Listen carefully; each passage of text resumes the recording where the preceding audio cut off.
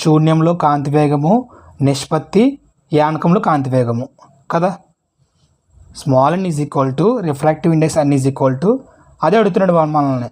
శూన్యంలో కాంతి వేగము రేషియో యానకంలో కాంతి వేగము. యానకం అంటే ఏంటి?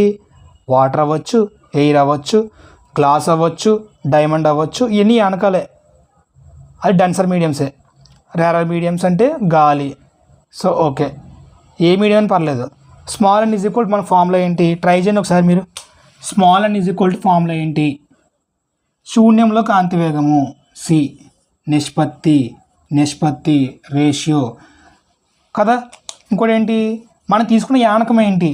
వాటరా? మనకి ఇవ్వలేదు యానకం, జస్ట్ యానకం అన్నాడు. వాటర్ అనలేదు, డెన్సిటీ ఏమనలేదు. సో జస్ట్ యానకం అన్నాడు.